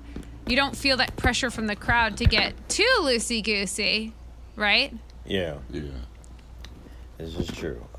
So yeah, I did that. That was part of my weekend dork as Yay. well. Representing. When when we come back from the break, we are going to do our review cast for Netflix's Extraction, starring Chris Hemsworth. And I don't know who it's directed by. It is Sam Hargrave. yeah. That guy. Scripts by the Russo yeah, so- brothers. Yep. Joe Russo. Joe Russo by himself. Oh, that's right. And so, yeah, so if you haven't seen it, do yourself a favor, check it out. Because when we come back from the break, we're going to talk spoilers as we do our review cast for Extraction. Hey, this is Liz from People I Think Are Cool, a bi-weekly podcast where I interview my favorite creatives from across the globe. If you're looking for a dose of creative inspiration, then go to peopleithinkarecool.com or subscribe to People I Think Are Cool on iTunes and Stitcher. You like film, from cult to classic, from blockbuster to B-movies. And there just isn't that one place with all the fan fervor and passion that's covering the kind of mad, diverse brilliance that you love. Well, that's where you're wrong. AfterMovieDiner.com is that fan-built movie nirvana just for you, featuring the sweet, sweet writings of the wife dork herself. AfterMovieDiner.com. Go there. Be the best you can be. And we're back, ladies and gentlemen. This week, our review cast is for Chris Hemsworth's action-packed Extraction. I made that movie sound great. You just now, did. didn't I? You should have made the movie. It was Horns.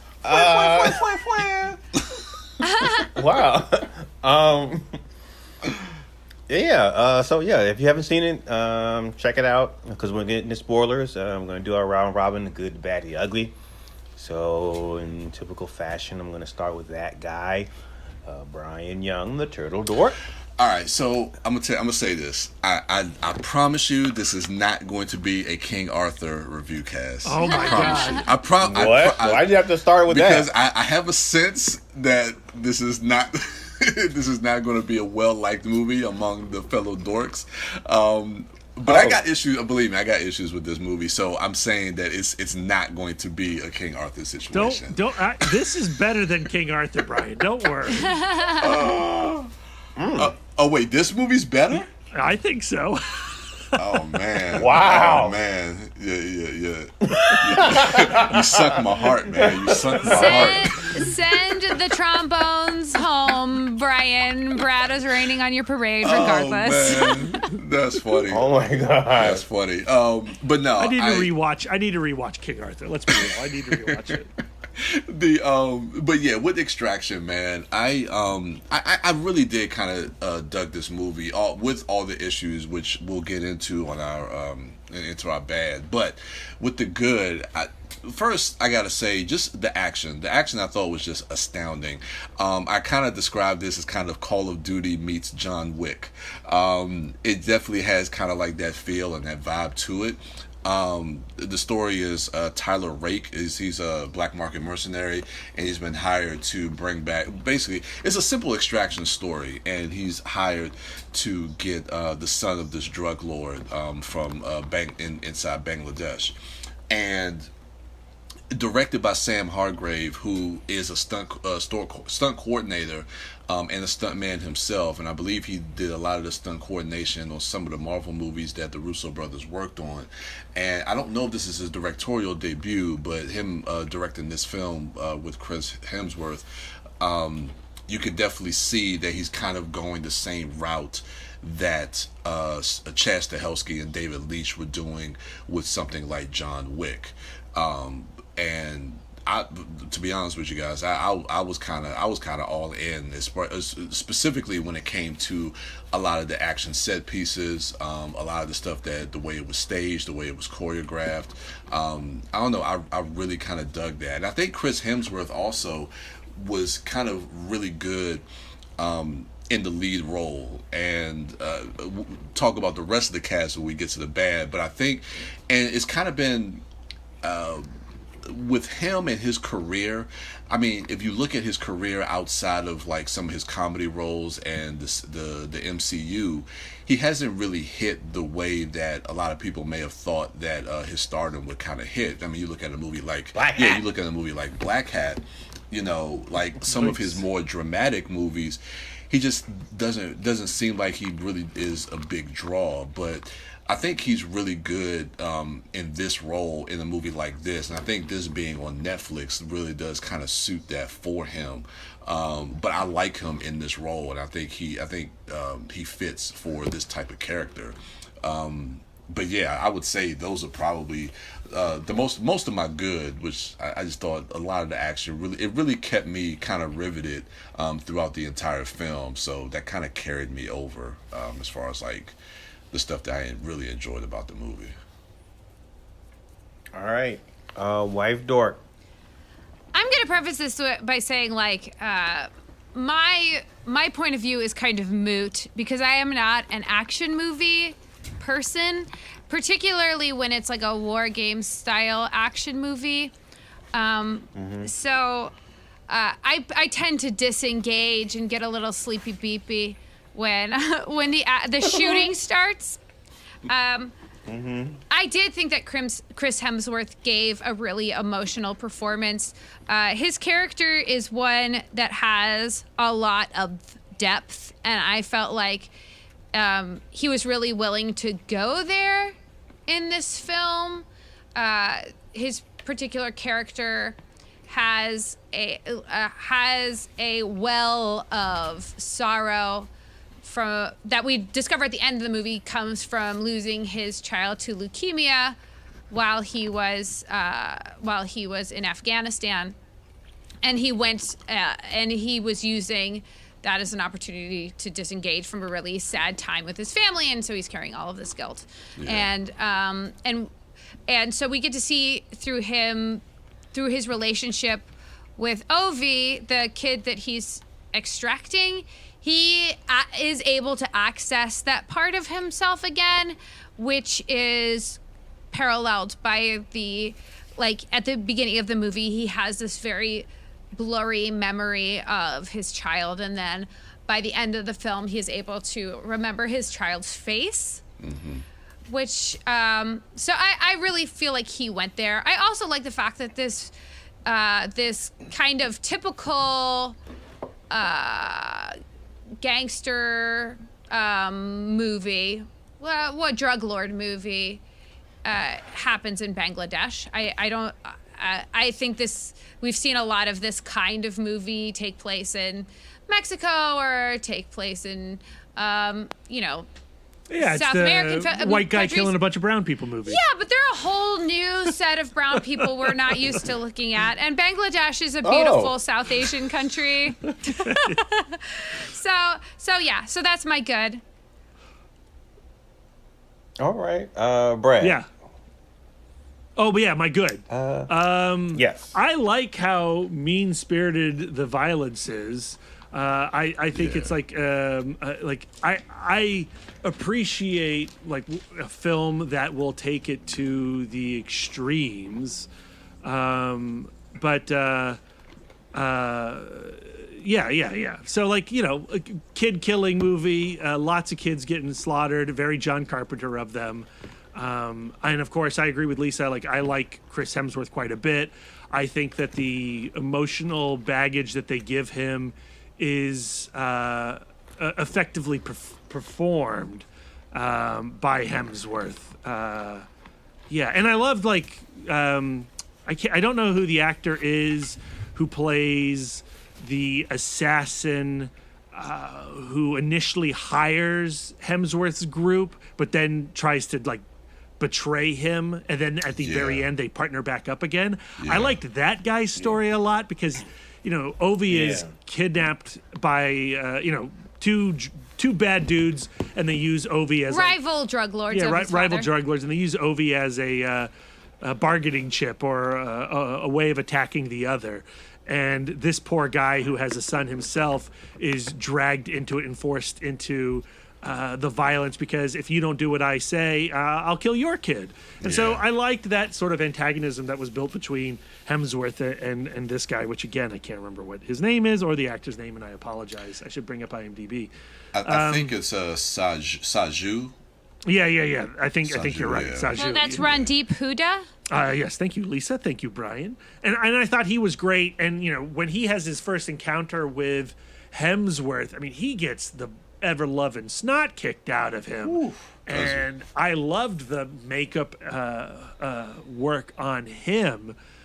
And when he has his nose broken and he has to go to the mirror and reset his nose. So that's my ugly tips. So gross. But like that coloring is what I liked about the movie. Is it really was gnarly, and it was going for, as Brian said, like that John Wick thing, and I appreciated that attempt.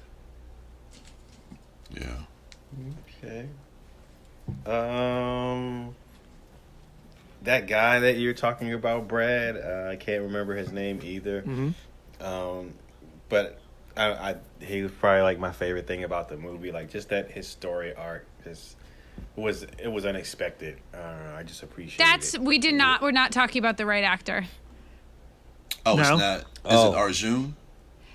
I'm on IMDb and I'm just looking at pictures. So, so yes, let's check him. Well, anyway, nope, it's not that guy either. Unless he's very young in this picture. Don't worry, let's just move on. And we'll hunt for the name and then we'll come back to it. Okay, sorry. Yeah, well, that guy, I really enjoy like what the movie did with him. What else? David Harbour popped up. Yeah, he had a little cameo. Oh yeah, he was. Yeah, he was in this film. He plays the same guy and everything, but it's kind of cool because I like that guy. Like he's like, I'm drinking and I've made some poor decisions. That's his character in every movie. Pretty much, yeah. All right, Brian. How about the bad? I guess like for my bad, it's I mean, as much as I love like the action in the movie and Chris Hemsworth and his story arc, and also the other mercenary that was trying to get Ovi as well. I liked his subplot with his family and his son, but I think a lot of stuff that really kind of falls apart for me is just really comes down. I mean, it comes down to not necessarily the story, but the script and the dialogue. I mean, the story it's a simple story. It's a simple extraction story. So I mean, it's got some twists and turns that you can pretty much see coming. But to me, it's just really just the execution of the script and the dialogue, and specifically more so with some of the kids, and especially with Ovi. The characterization of specifically with Ovi, they don't give us a lot with him. The runtime of this movie is 2 hours, and you know, in comparison, when you look at a movie like Man on Fire, something similar, when you have, you know, Creasy, Denzel Washington, and Dakota Fanning's character, and you can really establish that connection between those two characters through the course of the film. I think this is just something that this movie kind of falls short of being able to do, as far as like really, you know, having that, you know, those dramatic emotional moments, connection between, you know, Tyler Rake and Ovi, and it just, some of that stuff just didn't really work for me. When the movie kind of slows down, I found it dragging, especially in the middle where they're at the house that David Harbour character is at. And there's a scene in the bedroom where it just seems like Ovi is just asking him all these questions, and it's not.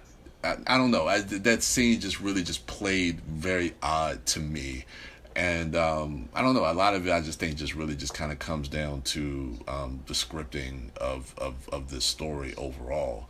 A lot of that stuff just doesn't really work, and then some of those other kids that they sent out to go get them, like, so you have the other drug lord from the Indian drug lord who took Ovi, who kidnapped Ovi originally. So there's a sequence on the rooftop where they're throwing kids over the roof because somebody stole from him, and they got this one older kid, looks like he might be like 15, 16 years old. So at some point in the middle of the film, they're going after Chris Hemsworth and Ovi, and Chris Hemsworth's character, Tyler, he gives them the business. and this kid gets in his feelings. He gets butthurt, and he's like, if let me pull the trigger to if I get the chance to kill him. And of course, this is a spoiler review. We get to the end of the movie when you have the big climactic battle on the bridge. That's the kid that shoots Tyler in the neck, and I don't know if that choice worked for the movie. Like, I just don't know if that motivation was enough to have that character. I mean, it was the one. super obvious. Like, yeah, when that's revealed, I was like, oh, okay, how movie of you. Right. Exactly. Again, and all that stuff comes back to the scripting, man. It just, a lot of that stuff just doesn't work. And I guess, I don't know if this is bad, but I just got questions about that final shot. Where he's alive? Oh, wait, is he alive? That's supposed to be the suggestion, I feel. Okay. And I agree with you that super lame. Is super lame. And I wonder if they're trying to avoid the cliche of a soldier who has been emotionally traumatized is ready to commit suicide.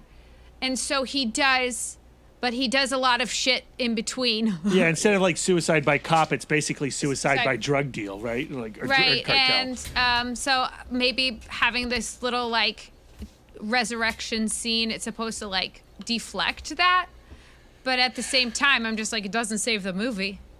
I mean, very strange choice. Yeah, all of that stuff, all of those choices, all the motivations, like even having Ovi jump off the diving board and having him sit underwater the same way that Tyler did, but like Ovi has no, like, why is Ovi doing that? Like, it's none of that stuff made sense to me as far as like how they were trying to connect these characters together. So to me, just all that stuff fell apart. But like I said, I mean, the actors carried it over for me. Because I think ultimately the movie knows what it is and what it's trying to accomplish and what it's trying to do. And I think for that, it's definitely doing that. But when it comes to a lot of the other stuff, as far as like the characterizations, some of that stuff just falls short. Outside of like what Chris Hemsworth and his storyline and the other mercenary, what they're giving us, but the stuff they do with the kids, man, that just didn't work for me. Okay, wife dork, the bad. My bad is just, plays off of what Brian was saying, where I found the entire story just incredibly cliched. And as a person who's not into the action aspect, like if you're not giving me anything new in the story, there's just nothing in it for me. And I was turned off from the very first scene of the film where they show Chris Hemsworth clearly in a very perilous position, and then they do the thing where they snap to the beginning of the story, and then how did he get there? Like, we've seen so many movies using this device, which I got to see with having recently seen Casino, which opens with Robert De Niro getting exploded in a car. And at least in Casino, it's followed up with him rolling out of the car and he goes, turns out I'm fine, which I guess they're trying to do with this movie as well. I don't know. I mean, I think the way Casino uses that is like brilliant. I love the opening and the resolution of that first scene in Casino and how it plays out. And I think like Breaking Bad, like every episode Breaking Bad would do that. And it was always like 9 times out of 10 when Breaking Bad would do that, it'd be like, oh, but this is just like a tension killer. Yeah. Like, you know, it really reduces the enthusiasm that I have for everything leading up to the bridge. And then for the bridge to come around and play out just like how it looked like it was going to at the beginning of the movie, you really wonder, like, well, why did they structure the film this in the first place? Very confusing. I also didn't like how the only way they knew how to raise the stakes in an already dire situation was to kill a child. I like that. To me, I just found it like kill one child, you know. Ha ha ha. So more than one child, like you're just being gross. It's kill one child. Damn. Kill 2 children. Whoa. Kill Damn. 3 children. Jesus Christ, you're mean. And I like a Jesus Christ, you're mean kind of movie. I don't appreciate people trying to desensitize me from child death. You know. I don't know. To me, because it just seemed like a gimmick to me. Yeah. To me, it just felt like a shorthand of look how hard we are. And I think that makes the captor, the prince-looking drug lord with the curly hair. Yeah, the guy from DACA. Yeah. Yeah. I just didn't find him to be this very like an interesting villain because he was clearly just the most terrible person. Well, it's a weird thing, right? Because it's like one crazy drug dealer on one side, another crazy drug dealer on another side, and this child trapped in the middle. And ultimately, he's just going back to his drug lord dad, who's in prison, and who will probably be raised to be a drug lord. I guess lord. I would sit at the bottom of a pool too. Like my life blows. Yeah. And then I did not like the first-person shooter aspect of the action. To me, as a viewer, like, it feels weird for the camera to be following a shooter in a way that feels like another character. Where there's this one moment where Chris Hemsworth is walking with his gun and he's standing still, but then the camera looks left and looks right like it's somebody standing right behind Hemsworth looking left and looking right. And like when movies do that to me, that means that either there is another person in that room watching that character or there's some kind of poltergeist. And so I just didn't understand who the camera was in that moment. And to me, like, I know that it was imitating a first-person shooter game, but in that case, well, then I'm now in this movie? I don't understand. So You're behind the eyes of Hemsworth. No, I'm not. Because Hemsworth was standing still, and the like camera's looking around like, what's going on, you guys? And I'm just like, I don't know. That didn't work for me, but I can understand other people appreciating it, I suppose. They do something. I guess this is kind of going back a little bit to my good, but that like kind of that one take that they do.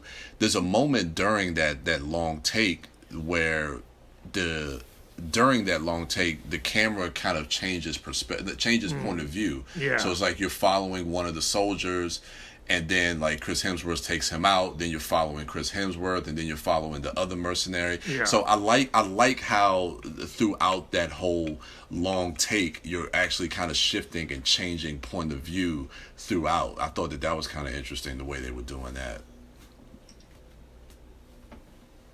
I guess that was my bad. Let me think. I think that's it.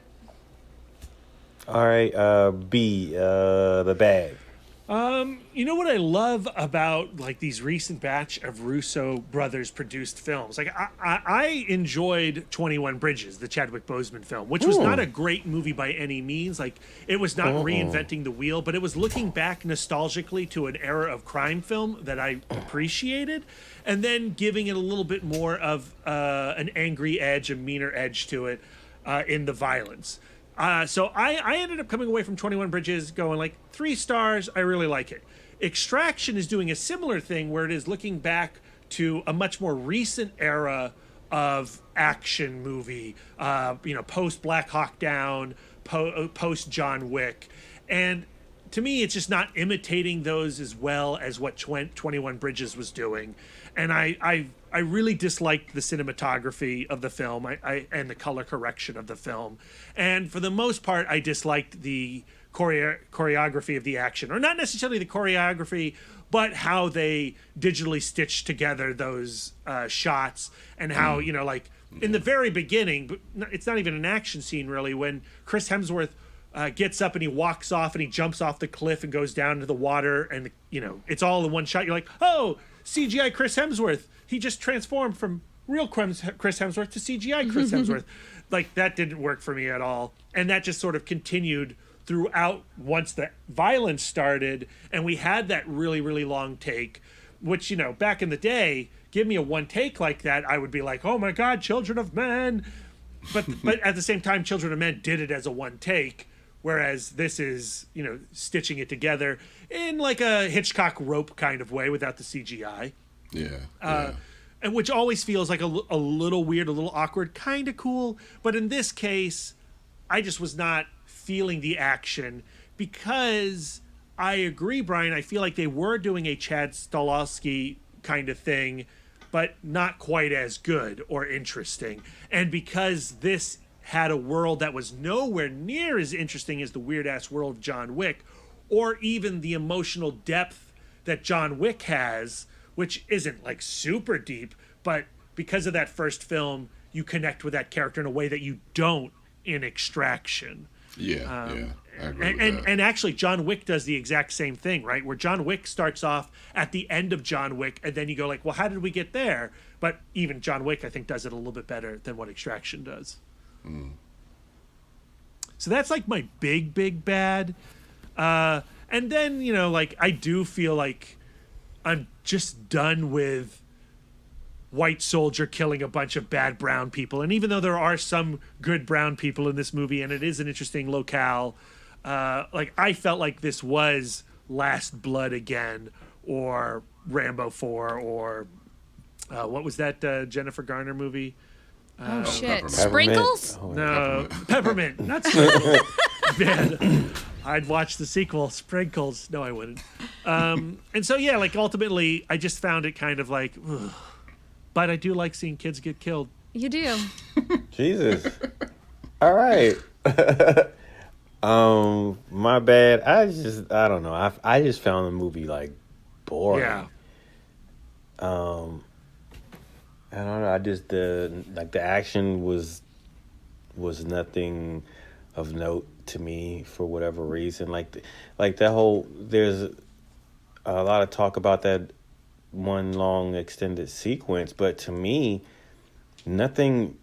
I mean, outside of the fact that they're pulling off a sequence that long and trying to make it look like a continuous shot, like nothing that happens within that sequence, though, for me is like was anything remarkable. Like I don't remember. Like none of it really stood out to me, and so it got to the point like when I was watching the action sequences, I just wasn't excited. They were just boring to me. I don't know. And I don't know, Chris Hemsworth, like I didn't really dig him too much in the movie as well. But I think for me, like that has everything to do with the script and like the stuff that he was given to say, and it just none of it like connected. I thought like just his dialogue was really generic, and so I don't know, like I didn't like the script as well. I mean, I didn't hate the film. It's No, just I don't know. I just felt like it was like unremarkable. And I mean, I was excited to actually see the film leading up to it, like when it was announced. I mean, because I wasn't aware of it until only maybe like a few weeks ago. And then I saw the first ad for it. But when I saw the first ad for it, I was like, oh shit! Like, well, Chris Hemsworth is cool, and get to see him outside of an MCU film, like doing some more action stuff. Like, he's already proven himself capable in action films anyway. So I was excited, but then I don't know. I don't understand why, like, for action films there has to be we'll do the action stuff. We'll give them what they want action wise, but like script wise or story wise, we'll just do this thing that we always do. Like, I don't understand like why that has to be the like why can't they like as much effort and energy as they put into like as far as and ideas and imagination as they put into like coming up with like these different type of sequences and choreographing this action. Like, why? I just don't know why they won't put that much creative energy into like a story to tell with that action. I second that emotion, Yeah. and I think that you're right in that the story is a throwaway, like where they just use like shorthand things to like tell you why you should care about this character. Oh, well, you know, he's been to Afghanistan and he's got a dead kid. Is that enough? You know, and I think that that's selling the action viewer short. I would really like to read the graphic novel that the film is based on, Ciudad. Because, you know, clearly the comic book is not going to rely on the kinetic violence and action that the film does. Yeah. And I'd be curious to see what the emotional power of that comic is. Yeah. Is that a newer book, Brad? I think it's, I don't know off the top of my head, but I believe it's in the last 15 or 10 years. Oh, okay. It's from Andy Parks.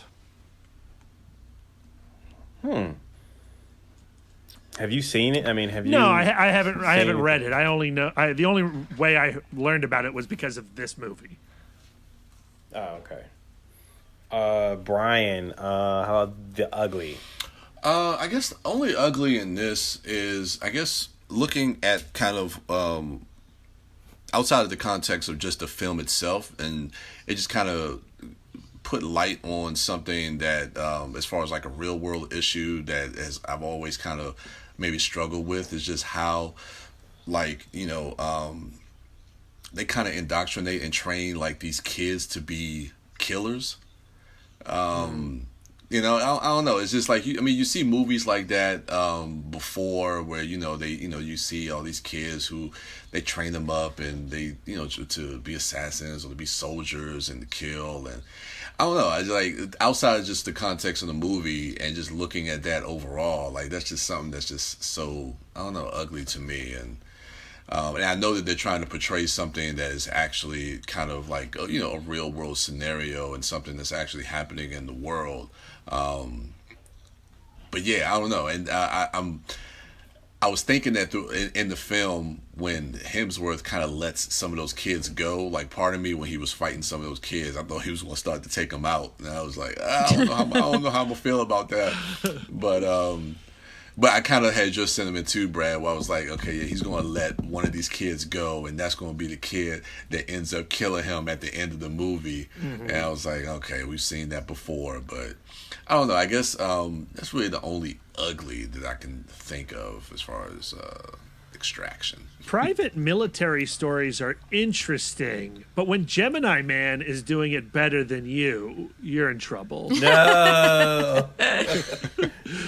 I'm just being silly. But I definitely like Gemini Man more than Extraction. All right, White Dork, how about The Ugly? I'm just letting the echo of Brad's mic drop just resonate for a moment. I guess my ugly would be, yes, the straightening of the nose. Setting bones always gets me. I don't like to watch it. It looks super painful. I have only had to have I've only had to have a bone set once when I broke my finger because I was gonna audition for Rifle in Color Guard and I broke my finger. Didn't make Rifle, but that's okay. We should mention, by the way, that actor is Randeep Hooda, who plays the character of Saju. I had to go to Wikipedia and read the entire plot. Because the picture on IMDb does not look like him. But I guess my ugly would be there's not one character in this movie who doesn't have a more interesting story than Chris Hemsworth. That's true. Damn. We didn't talk about Nick Khan, the character played by Golshifteh Farahani, and she is like this, I guess, agent for these private military endeavors, and she at the end has like a little revenge moment in a badass dress. I was like, what's she been up to this whole movie? That bazooka moment. What's her name again? How dare you ask me to pronounce this again? Golshifteh Farahani? Yeah. Okay, Golshifteh Farahani. Okay. Total babe. I hate to say it. I'm so shallow. But she's so beautiful. Wow. And I'm glad that she had a moment at the end of this film. But even if the movie was told more from the perspective of Avi, like why is this being told from the perspective of Tyler Rake, who is serving us the same story that we've seen a bajillion times? Yeah. Like, I liked Brad's pitch, where we're seeing it from Saju's point of view. Yeah, I mean, honestly, when he came into the movie, I was like, oh, we're getting a lot of backstory for this character. This is really, really interesting. And then they have that fight, and it's like a brutal fight. And then he disappears, but then he resets his nose. I was like, I like this dude. Yeah. But that's my ugly. Okay. Brad, what about you? The guy's name is Tyler Rake. I know. Yeah. That's my. And he kills a guy with a rake. Oh my God! I didn't even think about. I didn't think about it either. That's my ugly. Yeah, my ugly is his name. Is also the final shot. I just thought was super ugly and lame. And impossible. Yeah. Well, and just weird. And like, if you're going to imply that he's alive, but not like, what is the creative like thought process there? You want to go like, don't worry, our hero, quote unquote, is alive. Maybe. Why do you want to do that to your audience? And why do you want to rob the drama that you foolishly have built towards? Like, the movie is building towards this bridge moment where he falls off. But how is that different than Casino, where like we see him at the beginning of the movie, he's clearly not going to make it, and then somehow he does. I'm not against Casino, him. The difference with the ending of Casino is if he had died in that explosion, no difference. Right. The fact that he goes on and has the living hell. But I understand the impulse to subvert expectations, and I agree that they failed to do that with this kind of obtuse ending. But I'm not against him still being alive. Maybe if we had like a good script that was interesting and powerful. I mean, you shoot somebody in the trachea and then you just like to I me, don't get that. But then he fell into the healing waters. So, could with the healing waters, Jesus Christ. Could we read the ending? Could we read the blurry image as not Tyler, but as in Ovi's desire for that to be Tyler? Yeah. I mean, but is that interesting? No. Like, I mean, like, nothing changes for Avi. Like, Avi's life is horrible. No, like, hopefully he'll get out. Avi's life could be great. No, Avi's life could be great. Drug dealer. He's got an army around him. He's going to have like this. He's going to be in a lap of luxury. He's going to be killing people for the rest of his life. Maybe not. He could be victorious in this evil lifestyle. Or maybe he can be like his surrogate dad, a traumatized drunkard. Maybe him and Saju's kid team up. What? And that's the sequel. I love it. Like, ultimately, what's frustrating about Extraction is that it shouldn't be the white dude's story. Yeah. Yeah. You know, like, I'd rather watch this crazy-ass Indian action film. Bangladesh. Yeah, Bangladesh. Yeah. All right. Like I said, my ugly is his, not only his name, but the fact that he killed somebody with a rake. There were several shots of CGI that were pretty bad. There was one shot, like, I think it was a build, like an overhead of something that had blown up, like a building or something. It was the end. I think it was the end of that one long take where they get out the truck and then the truck crashes and it's the over. That did not look work. Pretty bad. Like, why does every military movie set overseas have to have the Black Hawk Down lens? It's so the color. Like, Bangladesh is a gorgeous country, and while yes, there's like grimy street stuff, like they make it look so blah. Yeah. Yeah. I agree. Well, ladies and gentlemen, that is our review cast for Netflix's Extraction starring Chris Hemsworth. Hit us up on social media at ItModcast and let us know what you thought of the film. What are you looking forward to this week, Brian? Oh man, like I was saying earlier, man, Sunday nights, man, tonight, the night that we're recording this, 2 more episodes of The Last Dance, Chicago Bulls, ESPN, 9:00. I will be there. Then after that, episode 3 of Insecure. Yeah. And of course, some Hitchcock. Yeah, and some Hitchcock. That's right. How much time in the Rodman episode do you think they're going to devote to Double Team? Oh, you were breaking up. Sorry, Brad. Say that again. How much time in the Dennis Rodman episode do you think they're going to devote to a Double Team? Oh man! You know what? I wouldn't be surprised if they actually do devote some time to his movie career. I thought about that when I heard that tonight's episode was going to focus on Dennis Rodman, and I thought about you too. I was like, I wonder if they're going to bring up Double Team. Yeah. I don't know what the odds are, but I wouldn't hold my breath for that. Yes. Huh. All right.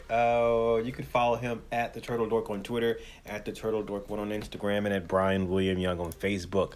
Wife Dork, what are you looking forward to this week? Well, Making the Cut is now over. Sad. I'm not super thrilled with how it turned out, but I'm glad I could experience all of those wonderful designers.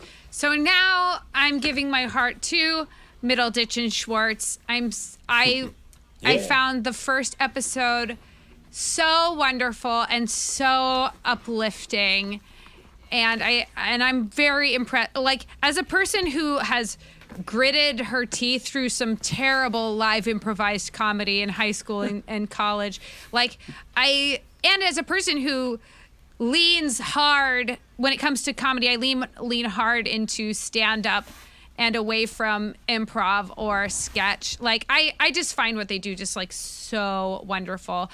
Oh, and in my Week in Dork, I didn't talk about how I watched my first Zoom comedy show, and it was so cool. The proceeds went to help Flappers in Burbank, which is a stand-up comedy venue, and I got to see my dream show, where it was opened by Jackie Cation. It was middled by Laurie Kilmartin and headlined by Maria Bamford. 3 badass female comedians in their homes doing stand-up to people chuckling on Zoom. And it was really wonderful. And I look forward to taking up more opportunities like this, because I think that, it's not the same as a live show, but stand-up comedy is still something that I love, and I like the fact that there are people who are going to make it happen in a time when we can't gather. Like, it's just like life finds a way. Jeff Goldblum was right. Stand-up finds a way. Life finds a way. Yeah. All right. You can follow her at Sidewalk Siren and at Big Dork on Twitter and Instagram. She's also at Sidewalk Siren on Letterboxd. Mouth Dork, what are you looking forward to this week? I'm looking forward to continuing Insecure, continuing The Last Dance. And I'm looking forward to watching HBO's Bad Education, the Hugh Jackman film that just dropped too. So yeah, definitely. I'm looking forward to that. And of course, Clone Wars. Only 2 episodes left. Excited about that as well.